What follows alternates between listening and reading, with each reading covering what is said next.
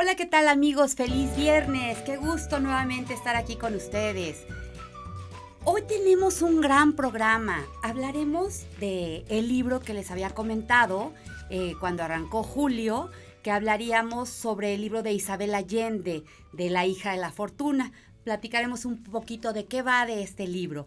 Y también hablaremos sobre la cultura que hay atrás de la venta de libros. ¿Cómo es el impacto de las librerías? ¿Cuál es el papel que juegan hoy en día? ¿Cómo es que se han vuelto un promotor o un difusor del hábito lector? Y hablaremos de todo esto respecto a las librerías. Y también hablaremos de una figura que es sumamente importante, que juega un papel fundamental, y es el papel del librero.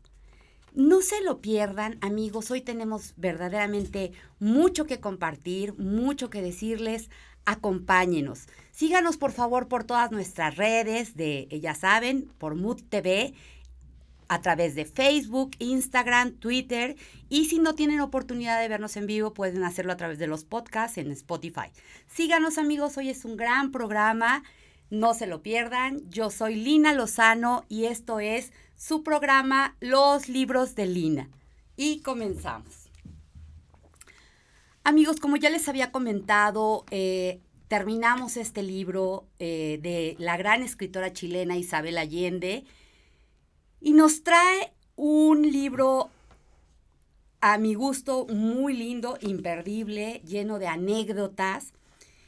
Y nuevamente Isabel Allende toca, como en muchos de sus libros, un tema que se repite y se repite, que es el tema de la migración, ¿sí? Y es que en este caso, en el caso del libro del La hija de la fortuna, nos habla de esa migración que se dio de una forma casi como una locura provocada por la fiebre del oro en California, en donde mucha gente de todas partes del mundo, entusiasmada por todo este furor que se creó y todo este rumor del oro que se conseguía en California de manera muy fácil, pues atrajo a muchísima gente. Y es un poco parte de lo que nos cuenta este libro, pero la historia realmente gira en torno a la figura de Elisa Sommers, que es la protagonista, y nos cuenta la vida de este personaje, que es Elisa Sommers. Les voy a contar un poquito cómo va esto. Elisa Sommers hace su aparición en el libro un 13 de marzo de 1932, y irrumpe en una familia inglesa, la familia Sommers, y llega a la puerta de su casa en una cajita de jabón de Marsella.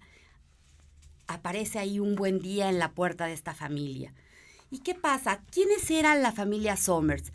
La familia Sommers estaba conformada por tres hermanos de origen inglés. Jeremy Sommers, que era un hombre serio, honorable, muy apegado a las costumbres y a las tradiciones y a las buenas maneras, y que dirigía en ese momento exitosamente la compañía británica de importaciones y exportaciones. Y estaba también su hermano John Sommers, quien era un hombre rudo, fuerte y de espíritu libre. Y él era un capitán de barco que le encantaba siempre estar cruzando los mares, pero no dejaba de visitar y de parar siempre en Valparaíso, porque ahí se desarrolla la historia, en Valparaíso, en Chile. Entonces él siempre paraba en sus viajes, paraba en Valparaíso para visitar a sus hermanos. Y el tercer miembro de esta familia era mujer y era una señorita inglesa muy linda, guapa, muy educada, que era Miss Rose. A Miss Rose, prácticamente su hermano Jeremy la arrastra de Inglaterra a Valparaíso después de una decepción amorosa, intentando salvar su buen nombre. Y es por eso que están en Valparaíso, es por eso que Miss Rose está en Valparaíso con sus hermanos. Finalmente a ella le acomoda un poquito todo este tema porque, pues después de esa decepción amorosa y de ese engaño que sufrió, por los tiempos en los que estamos hablando, ya era difícil que ella pudiera, pues, hacer una vida y casarse y todo. Entonces, decide ella vivir la vida, disfrutarla sin preocuparse mucho por el hecho de no tener un hombre a su lado, decide mantenerse soltera. Y bueno, a ella le encanta la vida cultural, le encanta leer, le encanta escribir y le encanta organizar tertulias en su casa. Así era como el contexto de esta familia cuando de pronto un día tocan en su casa y se encuentran con que a la puerta del lugar hay una cajita de jabón de Marsella con una bebé que era Elisa Somers. Y cuando llega, realmente llega como a mover mucho a esta familia, a cambiarles mucho. De momento Jeremy tenía sus dudas, pero la niña pues les roba el corazón. Y así es como llega esta niña a esta familia. Y, y Miss Rose pues se enamora de ella y decide tomarla bajo su tutela, le dan su apellido. Y ella, bueno, se esmera en educarla, en tratar de convertir a Elisa en una señorita educada, y la va instruyendo y le pone clases de piano y de literatura y de poesía, y la viste como una princesa. Pero también Elisa está cuidada por mamá Fresia. Mamá Fresia era una india mapuche que estaba al servicio de la familia Somers. Y de hecho ella en un inicio, cuando llega Elisa a casa, tiene sus dudas y dice, pues no hay que aceptarla a esta niña, si ni su mamá la quiso, que no sabemos qué nos vaya a pasar aquí. Pero en cuanto la toma en sus brazos, cae rendida ante ella, se enamora de la niña y pues también la cuida. Elisa crece entre estos cuidados, entre los cuidados que le da Miss Rose, que es toda educación, todo estilo, todo, y los cuidados que mamá Fresia le daba. Y mientras Miss Rose le enseñaba literatura y le enseñaba a caminar derechita, de puntitas, con libros en la cabeza, mamá Fresia le enseñaba su lengua indígena mapuche y español, y le enseñaba los secretos de la cocina tradicional chilena. Y a veces Elisa podía estar en el salón de costura aprendiendo muchas cosas de cultura con Miss Rose, pero cuando Miss Rose se metía a escribir, Elisa se iba pronto con mamá Fresia, y con mamá Fresia pues se la pasaba dándole de comer a las gallinas, en fin, vivía como entre dos mundos. Y así fue desarrollándose la vida de Elisa, que le encantaba contemplar el mar, y en esas contemplaciones de mar ella pensaba y trataba de encontrar sentido a su origen, porque por un lado Miss Rose le había comentado que ella seguro era inglesa, porque había llegado en una caja preciosamente decorada, de mimbre, bordada, y le hacía una fantasía de cómo había llegado con ellos y que seguramente era una inglesa. Y mamá Fresia le decía, pero por favor, claro que no, eres indígena como nosotros, llegaste en una caja de jabón. Y entonces la niña se la pasaba pensando cuál verdaderamente sería su origen, y ella decide que algo que a ella le hacía sentido porque le encantaba el mar era que ella era hija del mar y que seguramente había habido un naufragio y un pescador la había rescatado a la orilla y la había llevado a la puerta de la casa de la familia Somers. Y pues así transcurre la historia de Elisa hasta que llega a su vida el amor en la figura de un joven humilde, idealista, un romántico político, del cual Elisa se enamora perdidamente, Joaquín Andieta, y viven su amor ahí medio clandestino, pero un buen día este chico no duda ni un segundo ante el tema que había mucho furor en Valparaíso. Llegan los rumores de que la fiebre del oro en California está en su máximo esplendor y todo el mundo está huyendo a buscar fortuna, porque todo lo que escuchan es de grandes riquezas, de que el oro está así casi a flor de tierra. Y entonces este chico no mira atrás y se va, y Elisa cuando se va pues queda como devastada y no duda en seguirlo. Y lo sigue sin importar el tema, sin importarle que tal vez lo que le espera a ella es un infierno. Y literal, lo que ella vive es un infierno. Se va buscando a su amado en la cala de un barco inmundo, maloliente, en donde ella vive horrores, porque pues va de polizonte en esta aventura. La ayuda un personaje que es fundamental en la historia, que es Tao Qian. Y Tao Qian es un joven chino que la ayuda y la cuida durante su trayecto hacia California en el barco. Y en este ínter, Elisa, pues resulta que está embarazada, pierde al bebé. Y Tao Qian la ayuda, la cuida, la protege hasta que llegan a California. Y en California, pues obviamente las aventuras y todo lo que les toca vivir es una cosa impresionante, porque California pues está llena de hombres rudos, hombres que van a buscar fortuna, y prácticamente está empezando todo esto. Prácticamente no hay mujeres, la mayoría son hombres. Las mujeres que están, pues son las que están en los prostíbulos. Entonces, cuando van a bajar del barco, Tao Qian le dice, ¿sabes qué? Yo creo que mejor te vas a vestir de hombre, y le presta ropa, se corta el cabello y todo para pasar un poquito como por hombre y pasar desapercibida y cuidarse. La historia es increíble y ya no quisiera seguirles contando más. Yo los invito a que la lean porque en verdad es una genialidad lo que Isabel Allende nos muestra a través de este libro, porque a partir de ahí la historia se vuelve increíble por todas las cosas y todas las aventuras que Elisa tiene que pasar buscando al amor. Y el final es totalmente, pues, inesperado, lo tienen que leer, la tienen que ver.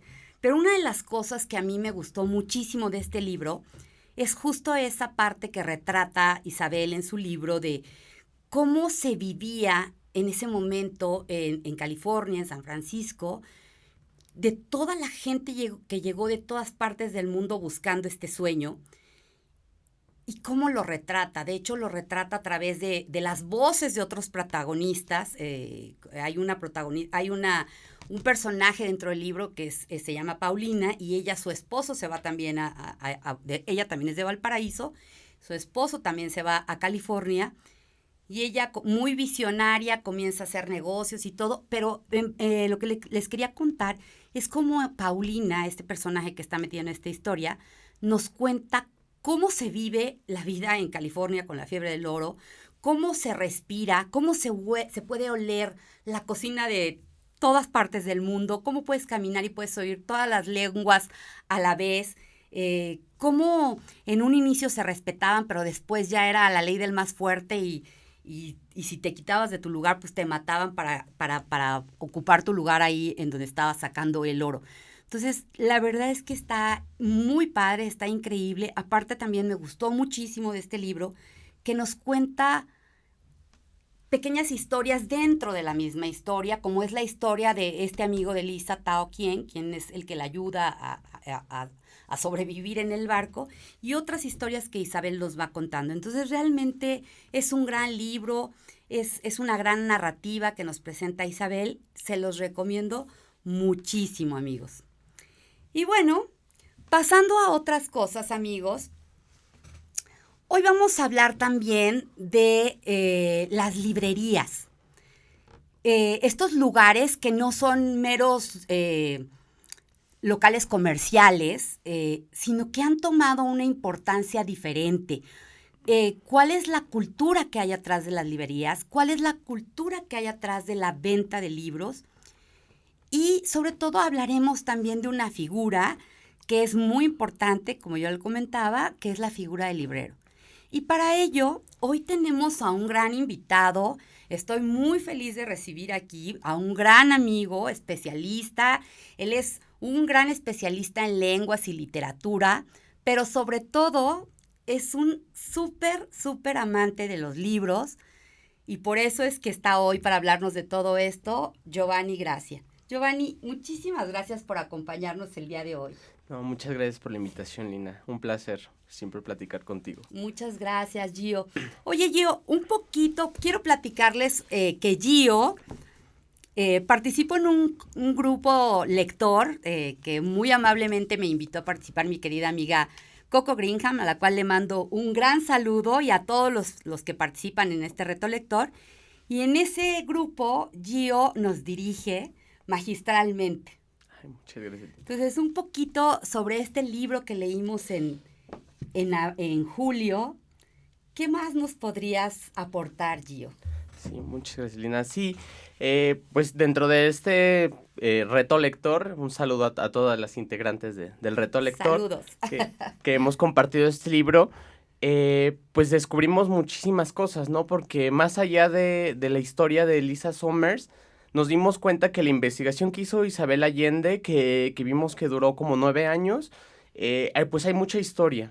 Hay mucha historia metida dentro de la narración y que nos aporta en pequeños detalles, nos inyecta mucha curiosidad por saber más, ¿no? A mí una cosa que me impactó mucho, que podía pasar desapercibida, era la del Cristo.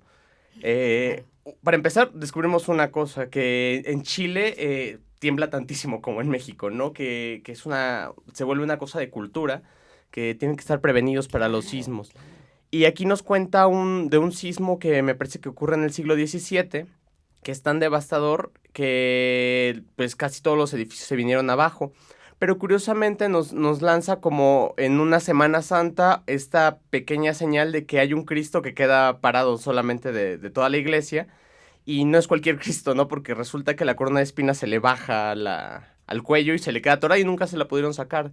Y es como este símbolo de la supervivencia de las ciudades chilenas. Y como eso vienen muchas señas, ¿no? O sea, nos habla de pequeños personajes como Lola Montes, que nos encantó que apareciera, y de varios momentos históricos que podríamos seguir, ¿no? La guerra del opio, o sea, que podemos detenernos a pensar en qué estaba pasando en ese momento y cómo la guerra del opio incluso viene a tener como repercusiones aquí en América. Todo eso también me parece que fue muy bien interesante porque nos está contando algo muchísimo más amplio y no solamente la historia de una persona, sino cómo la historia influye también dentro de las personas. Y hay muchas historias, ¿no? Hace algunas referencias y nos liga muy bien con algunos personajes que aparecen, por ejemplo, con el Marqués de Sade. Claro, sí, porque Miss Rose resulta que escribe, como decía, nos comentaba Lina, pero no solamente escribe, resulta que lo deja pasar muy inocente, pero cuando empezamos a seguir la línea de esta historia, resulta que son libros eróticos que el hermano vende en el extranjero. Y cuando nos empieza a contar su historia, resulta que esta mujer bueno, más bien fue amante del Marqués de Sade, ¿no? O sea, como 2 generaciones atrás. Entonces también estamos hablando del momento de cómo se recibió una novela erótica de ese tipo, ¿no? Siempre con secretismo y que nos hace indagar, ¿no? También de cuál era la recepción de personajes como el Marqués de Sade todavía en el siglo XIX. Sí. Sí, era lo que yo comentaba, como que hay historias, pequeñas historias dentro de la misma historia. O por ejemplo, esta historia de la Sin Song Girl. Sí, Sin Song Girl, ¿no? Que es una cosa terrible, ¿no? Porque cuando o sea, parece que ella lo puso porque hasta parece un nombre real, ¿no? Entonces, cuando uno no lo sabe y empieza a investigar y resulta que sí es una cosa que sucedía, ¿no? Terrible de la situación de la mujer en China del 19.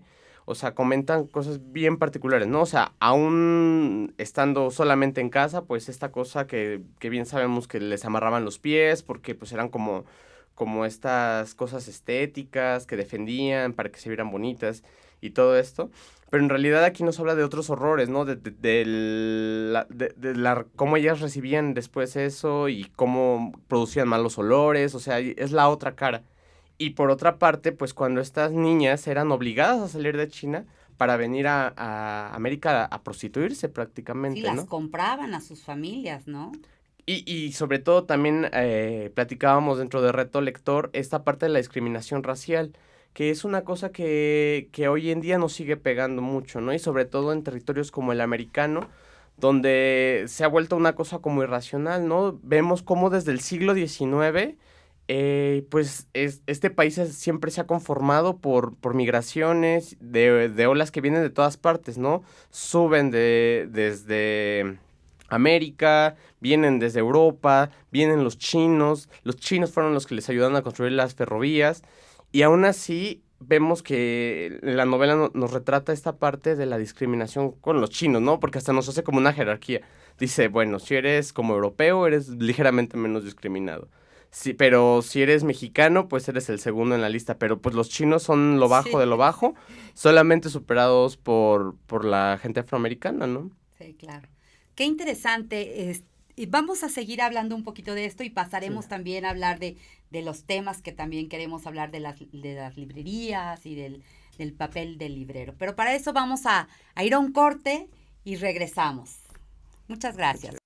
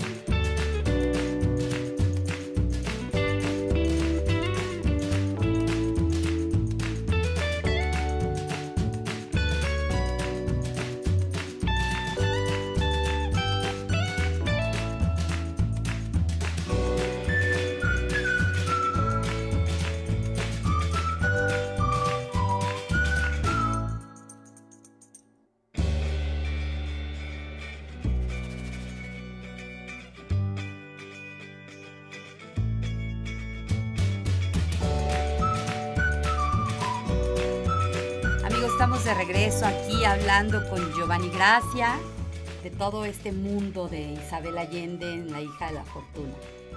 Sí, sí, Bueno, sí. bueno, sí, esta novela la leímos en el Reto Lector. En el Reto Lector es muy curioso y me gustaría platicarles que surge de esta idea eh, de... No sé si habrán visto en las redes sociales que surgían como muchos retos que vienen como por categorías. Entonces hace 2 años comenzamos este reto a partir de estos pequeños juegos de categorías donde cada mes leemos una en especial. En este contexto leímos esta novela Río porque lo que buscaba era que encontráramos una novela Río distinta que tuviera una perspectiva no como 100 años de soledad, algo que nos pudiéramos enredar muchísimo, sino que pudiéramos ver el transcurrir del tiempo de una manera mucho más ligera, ¿no? Que no cayéramos en la pesadez de estarnos recordando y haciendo unos mapas gigantes de familias, sino que pudiéramos aquí seguir poco a poco a todos nuestros personajes sin llegar a perdernos, ¿no? Claro. Y creo que esta también fue el gran acierto de Isabel Allende al final del día. Sí, claro, claro. Pues muy recomendable. Y bueno, Gio, pasando a otro tema, para todos los que somos amantes de los libros y que nos encanta ir a buscar el libro codiciado o el libro que traemos en mente o simplemente a buscar a ver qué nos atrapa leyendo las contraportadas, abriendo, oliendo, viendo las portadas. Y generalmente vamos a las librerías buscando esto. ¿Qué papel juega las librerías en este sentido de un poquito la difusión de la cultura el día de hoy? Esta es una cosa bien interesante que a veces no nos fijamos mucho y parece que es un producto más, ¿no? Que uno llega así como cuando uno quiere cocinar y solamente vas al súper y jalas las cosas. Creo que el mundo del libro resulta que cuando nos detenemos a verlo es más complejo por dentro. Cuando yo empecé a trabajar en librerías hace algunos años, empecé a encontrar todos estos tipos de gente que atienden ahí, ¿no? Y justo mis grandes maestros de literatura, pues los empecé a encontrar en las librerías. Cuando yo estuve en el piso de venta, conocí una mujer que ha sido mi gran maestra de literatura, que su nombre es Margarita, era una mujer súper culta, ¿no? Ella lleva muchos años trabajando en librerías, pero en esos mismos años lee mucho, ¿no? Entonces me di cuenta que había personas que no solamente sabían dónde estaban los libros, sino que sabían qué había dentro de ellos, ¿no? Y creo que eso se vuelve bien valioso. Que una persona sepa y conozca muy bien su producto, te está vendiendo un producto distinto. No, no es solamente el objeto frío, ¿no? Que con hojas, sino te da historias, te da emociones y te empieza a conocer como persona y te dice qué es lo que te puede gustar y te puede guiar en ese mundo inmenso, ¿no? Porque pues tenemos una cantidad de novedades inmensas mensualmente. Entonces, pues estas personas pues tienen un oficio que es la de ser librero. Entonces el librero es una persona que conoce muy bien los libros, que tiene acceso a ellos y los lee, ¿no? Los lee y de ahí mismo nos puede guiar. Y por otra parte, al estar en contacto con ellos, pues tienen una especie de memoria histórica, porque ellos se acuerdan de los libros, colores, tapas y todo, y es una cosa maravillosa, hasta de precio a veces se acuerdan, ¿no? Que tú le preguntas por tal libro y dices, ah, sí, este libro lo tuve hace unos años, venía en tal editorial, estaba muy bonita la edición, pero ya no se edita. Ya no lo encuentras como en los viejos. O tal libro sí lo tengo, ahora lo sacaron de esta manera, ¿no? Entonces, se vuelve una cosa bien importante el acercarse a este tipo de personajes para adquirir los libros, porque tenemos una experiencia bien distinta, que de alguna forma nos está conduciendo a algo que sí podríamos leer o a lo que necesitamos de verdad. No solamente tenemos el producto inmediato, ¿no? Sino sí hay como una experiencia dentro de esto. Es decir, que las librerías hoy en día están tomando muy en serio su papel como difusores de la cultura, como impulsores de los hábitos lectores y se han preocupado por tener gente capaz y gente que pueda pues ser esto, justo un promotor, un difusor. No necesariamente, justo creo que estamos lamentablemente en el lado contrario. Creo que esta parte de los libreros se está convirtiendo en una cosa bien anticuada. Yo creo que lo que los mercados nos han hecho hacer es que es gente que solamente se vuelven, les llaman los despachadores de O libros. buscadores, porque te pasa que tú vas Sí, y pues, oye, tal libro y te lo checan en su computadora y tran, ¿no? O sea, exacto, exacto. O sea, se han vuelto estas personas que solamente llegan a una computadora, buscan un libro y eso si saben cómo se escribe y todo, porque justo en el mismo no saber quién es o qué es, pues a veces no saben cómo se escribe. Tengo una anécdota muy divertida que un día escuché en una librería, estaba esperando que me trajeran un libro y dice una, no, aquí no, es que no me aparece en la computadora porque no tenemos libros de Almadía grandes. Y yo me quedé como sorprendido porque pues hay una editorial que es Almadía. Y ya después relacioné, la señora lo que quería eran libros de la escritora Almudena Grandes. ah, ok. Entonces, pues sí, o sea, prácticamente los libreros terminan por extinguirse, ¿no? Porque digamos que la parte más fuerte de este oficio ha quedado como en el libro de ocasión, le dicen ahora, ¿no? El libro de segunda mano, porque estos son personas que han trabajado con libro usado muchísimo tiempo, ¿no? Entonces, ellos conocen muy bien sus productos y saben identificar muy bien como cuánto puede costar y todo. Entonces, ellos los identifican mejor porque las librerías de cadena hoy en día difícilmente se preocupan porque estén capacitadas las personas. Wow. En este sentido, ¿qué iniciativas tú crees que serían importantes que deberían de tomar para pues retomar este tipo de refuerzo, ¿no? Con la figura de los libreros.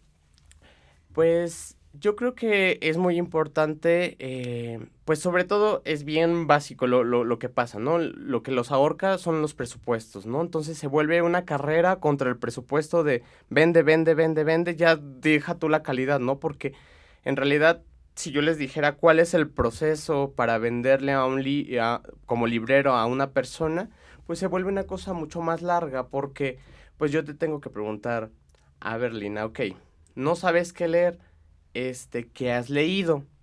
¿Como qué te gusta?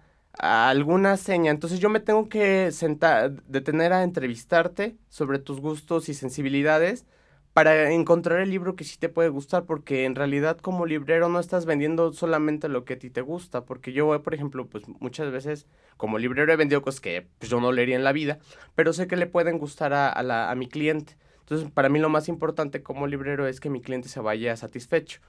Entonces, el proceso se vuelve más largo. El decir, mira, ya, si ya leíste Jane Austen, a lo mejor puedes seguirte con las Bronte, porque son parecidas y eso te puede ir abriendo campos. Entonces, pues sería eso, ¿no? Que sobre todo, pues los presupuestos ahorcan a los libreros. Hay iniciativas, ¿no? O sea, por ejemplo, una de las librerías que trabajé, pues tenían este servicio como del vale de biblioteca que a mí me parecía maravilloso. Podías elegir un libro de menos de 500 pesos y podías tomar prestado algún libro y leerlo, ¿no? Entonces ese tipo de cosas me parecían increíbles.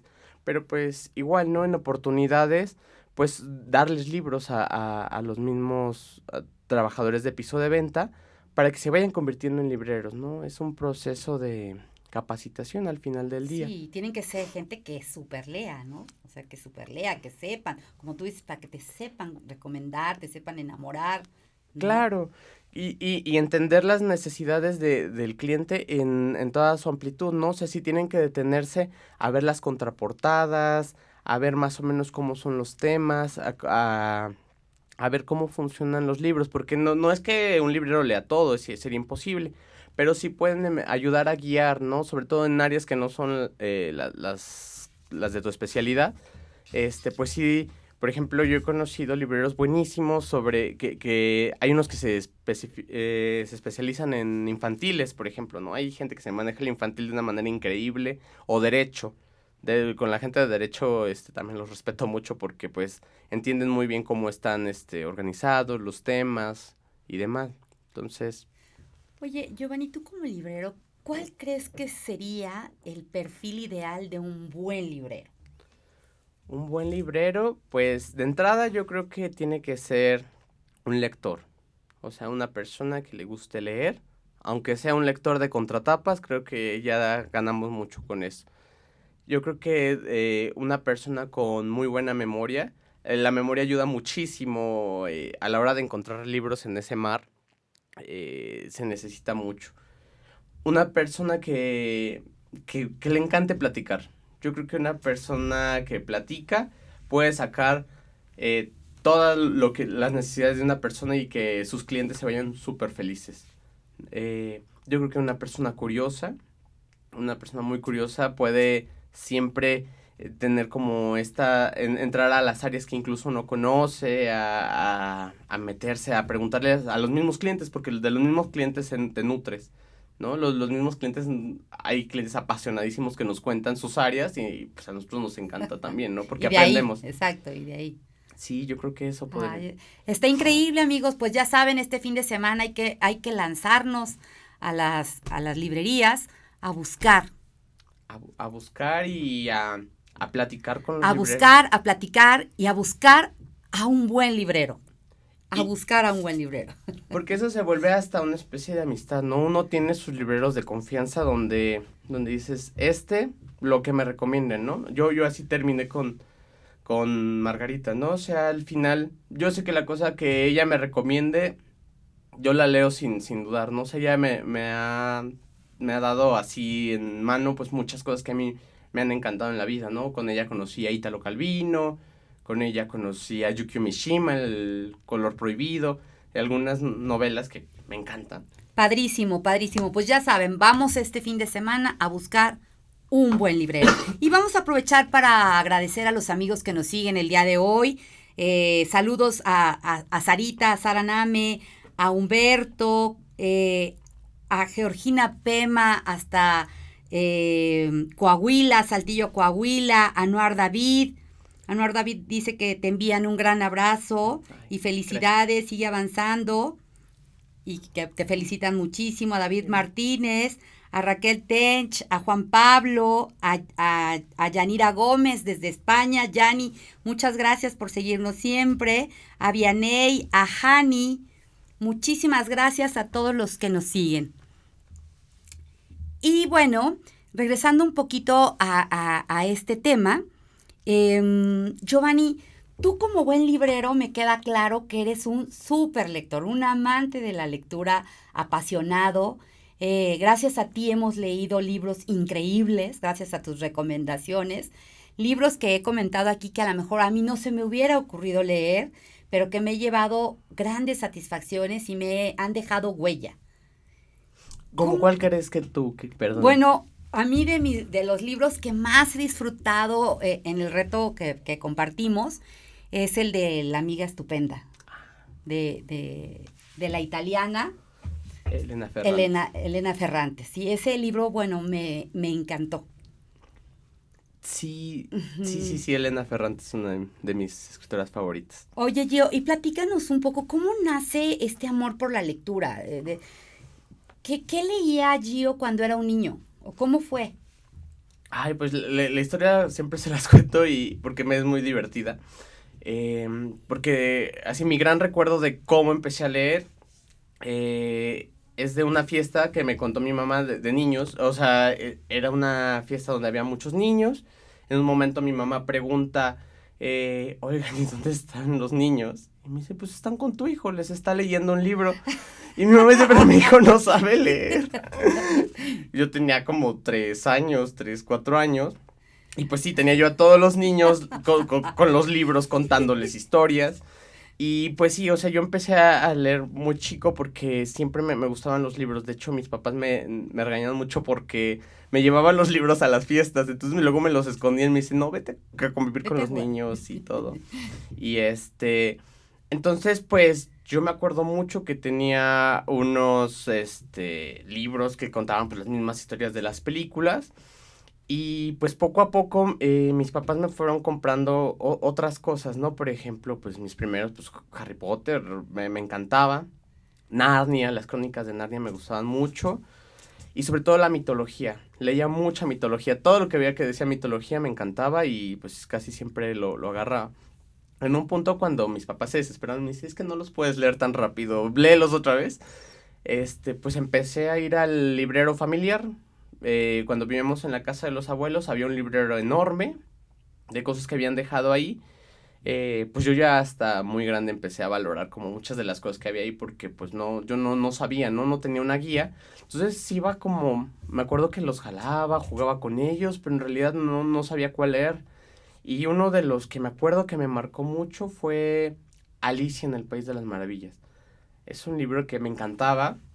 Yo podía recitar pedazos enteros, ¿no? O sea, Alicia en el País de las Maravillas, A través del espejo y Casa del Snark. Era una edición muy viejita de Plaza Janés, que leí muchísimas veces. Y en ese mismo librero encontré El Mago de Oz. El Mago de Oz es un libro que también me gusta mucho y que he leído muchísimas veces. Que ya está muy grande, le daba otro sentido, pero en realidad de niño me gustaba mucho El Mago de Oz. Qué padre, Giovanni. Y ya, Giovanni, ya más adulto, más maduro, ya con todo este conocimiento que te ha dado tu formación como especialista en lenguas y literatura, ¿qué te ha impactado ya en tu edad adulta de lo que has leído recientemente? De lo que he leído, sí, el más reciente, así que ahorita estoy todavía impactado. Para un círculo de lectura se me ocurrió proponer Los Buddenbrook. Los Buddenbrook de Thomas Mann. Ahorita traje esta edición. Es un libro que me ha sacudido muchísimo porque pues hay muchísimo que decir de esto, ¿no? Todos siempre se han reducido a decir lo que dice el subtítulo, que es la decadencia de una familia, pero en realidad no se acercan ni siquiera a decir toda la riqueza que hay, ¿no? Porque es la historia de una familia que surge desde el patriarca, Johann Buddenbrook, a mediados del 19 también, y que empieza a formar su negocio y nos vamos dando cuenta de cómo va pasando el tiempo y cómo va modificándose. Ah, güey. Va modificándose la situación, las formas de pensar, y tiene unos personajes entrañables, como Toni Morrison, la que sería la nieta del patriarca. Pues es un personaje maravilloso, ¿no? Que encanta a todos con esta personalidad tan carismática, que es una mujer entregada a su papel dentro de la familia, ¿no? Aunque ella tiene una vida y asume muy bien cómo tiene que llevar la familia Buddenbrook, ¿no? El apellido. Y es una novela que me ha encantado. Thomas Mann es un autor que me he dado cuenta que yo leo año con año, o sea, cada año termino leyendo algo de Thomas Mann. Por ejemplo, igual este año con el Círculo Literario Divas leímos La muerte en Venecia, que también les recomiendo mucho. Y es Nos tienes que venir a hablar de Muerte en Venecia. Sí, sí, claro que sí. Y con este escritor Thomas Mann vamos a hacer un corte, amigos, y regresamos. ¿Te parece? Me parece perfecto.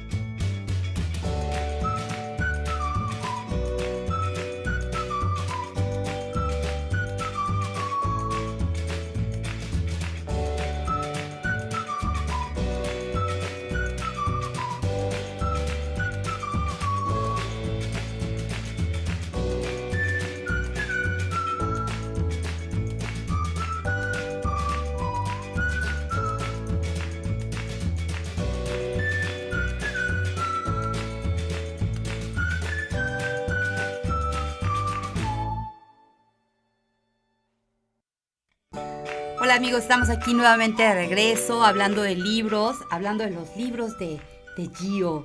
Y Gio, por ahí nos compartías un artículo que decía, de esos cientos de artículos que hay de los libros que no debes dejar de leer, y había uno en particular que decía los 35 libros que todo mundo debe de leer. Y en esos, casualmente te platicaba que hay algunos que hemos leído. Está, si mal no recuerdo, está el de Margaret Atwood, El cuento de la criada. El cuento de la criada, sí. De la canadiense Margaret Atwood. Y otro de los que está, si mal no recuerdo, El guardián. Es La carreta también, ¿no? La carretera. Sí. La carretera. Ese libro, amigos, les platico, si me lo permites, Gio, es uno de los libros que vamos a leer para el mes de agosto. La carretera de Cormac McCarthy. ¿Sí? Platícanos un poquito de este libro, Gio, ¿por qué la elección?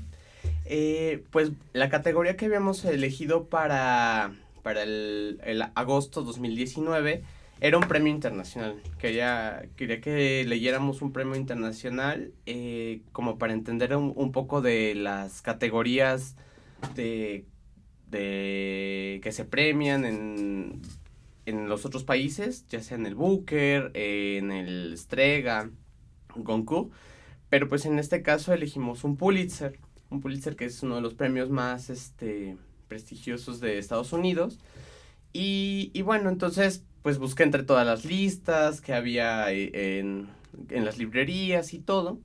Entonces pues encontré este libro, que casualmente también lo encontré en esta lista el día de ayer, porque ya el libro lo entregamos y todo. Y bueno, con Cormac McCarthy es un autor que tenía muchas ganas de leer porque pues es un autor que se le describe como de un estilo árido. Las descripciones suelen ser como muy puntuales, frases cortas. Él se encarga mucho como del tema de la frontera y tiene unas narraciones como muy trepidantes, ¿no? Que nos tienen todo el tiempo perseguido.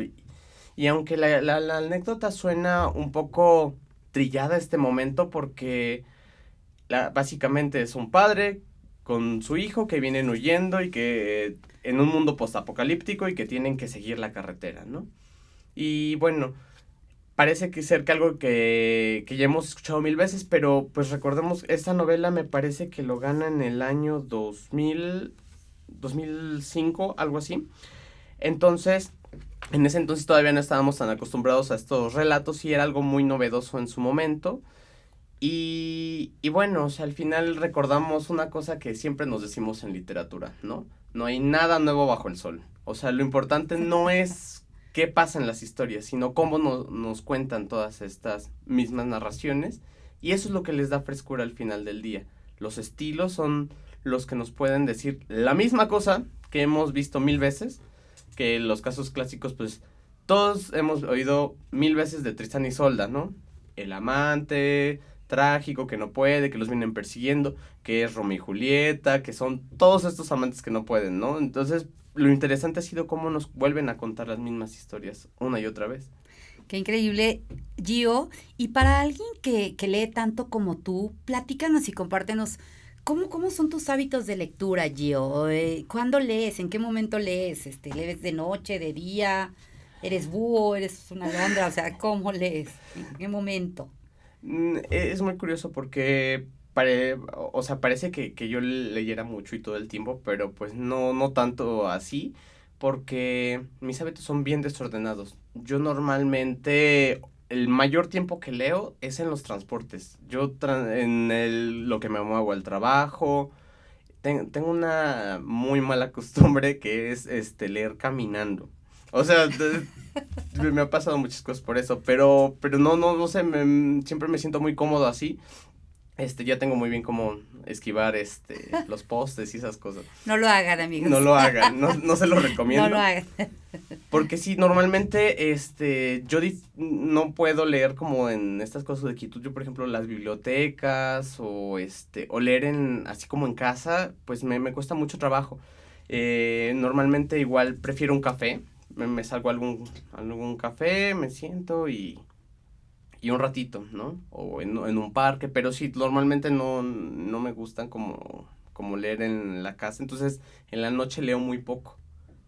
Entonces, leo muy poco en la noche porque, pues no, lo agarro un ratito y difícilmente tengo la inspiración. Lo único que sí hago a veces en la casa es leer poesía. Tengo las noches de poesía, donde de repente, pues agarro cualquier libro de poesía y empiezo a leer al azar. Me gusta mucho la poesía y solamente así. Ah, qué padre, Gio, qué padre. Te vamos a pedir que nos recomiendes un libro que tú consideres que sea accesible para todos para los que están empezando en este tema del hábito de la lectura, algo que tú creas que les pueda ser como de interés. Pero antes, piénsalo, antes de eso, les quiero recordar, amigos, el viernes pasado tuvimos por aquí a Daniela, que ella, se recordarán que ella hace cómics, y nos dejó aquí de obsequio 2 paquetes de su serie de cómics, que son 12 tomos, y nos las dejó de regalo. Entonces, a quien le interese los cómics de Daniela Pérez Nava, les pedimos que nos lo hagan saber a las 2 primeras personas que se conecten a nuestras redes y nos hagan saber su interés por tener los cómics de Daniela. Estarán aquí a su disposición, háganoslo saber y así les haremos llegar. Tenemos 2 paquetes de cómics. Entonces, bueno, regresamos, Gio. ¿Qué nos puedes recomendar? Pues yo les recomendaría una autora que yo le agarré mucho cariño, que la conocí un poco por la carrera y todo, es Elena Ferrante.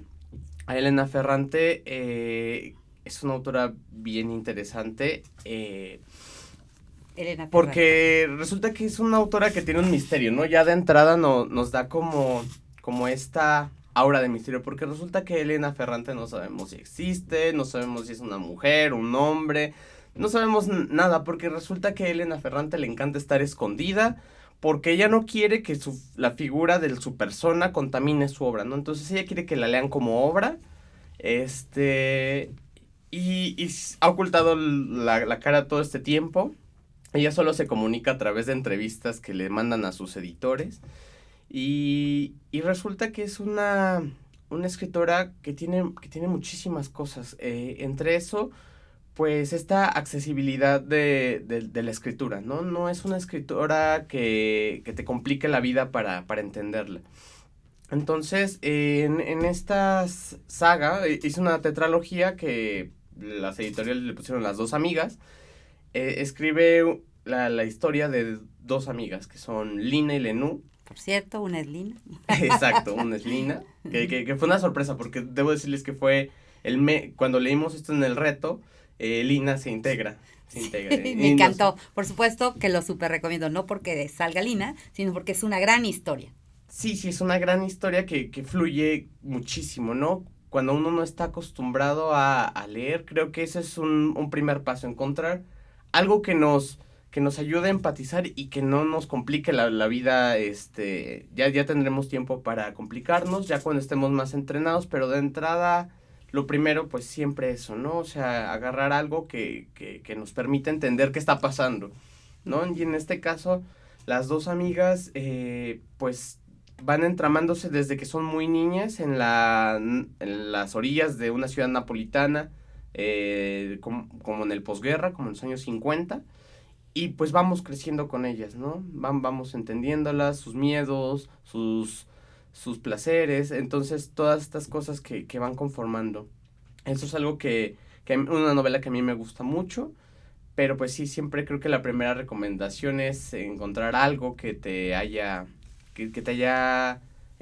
encontrado, ¿no? Que encuentres, que digas, es que esto se parece a mi historia, es que esto sí es algo que yo conozco, algo que sí me gustaría vivir. Padrísimo. Gio, te agradezco muchísimo, en verdad el tiempo se ha pasado volando, como siempre que tenemos invitados tan interesantes, el tiempo se nos hace nada, pero sabes que quedas cordialmente invitado a que nos compartas pues todo este cúmulo de conocimiento que traes sobre libros y ya sabes, aquí siempre es tu casa.